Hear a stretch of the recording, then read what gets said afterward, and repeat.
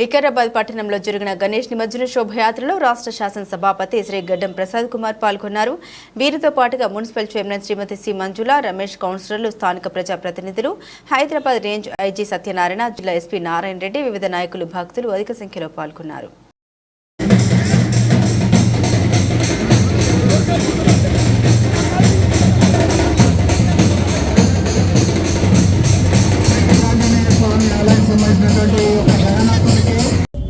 పెద్ద బస్తీలు కలిసి ఒకటే వినాయకుడిని పెట్టుకున్నారు. 18 బస్తీ వాళ్ళంతా వచ్చి ఆడ పూజలు చేసుకుంటున్నారు. నాకైతే చాలా మంచిగా అనిపించింది.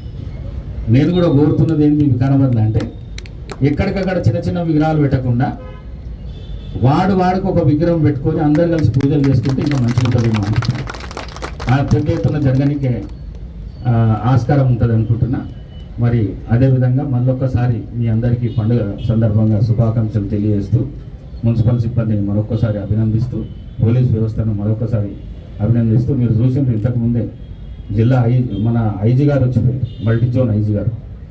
ఈ విధంగా ఎప్పుడు ఐజీలు తిరిగిన సందర్భాలు లేవు మన దగ్గర. ఉన్నాయా? ఎప్పుడైనా చూసినాం ఐజీని?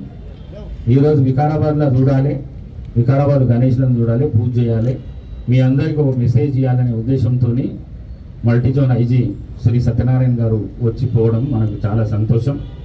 మరి అదేవిధంగా నేను చెప్పినట్టు ఎక్కడ కూడా ఏ చిన్న అవాంఛనీయ సంఘటన జరగకుండా ఎవరికైనా కోపం వచ్చేదని అన్నా కూడా ఒక్క నిమిషం గణనాథుని స్మరిస్తూ ముంగల్కి వెళ్ళిపోతే ఇక ఎక్కడ కూడా అవాంఛనీయ సంఘటన జరగడానికి వీలు ఉండదు. కాబట్టి ఆ విధంగా ప్రయత్నం చేస్తూ ఈ రోజును మనం చాలా జాగ్రత్తగా ముందుకు తీసుకుపోవాలని అని చెప్పేసి మీ అందరినీ కోరుకుంటూ సెలవు తీసుకుంటున్నాను. Thank you. 18 బస్తీలు పెద్ద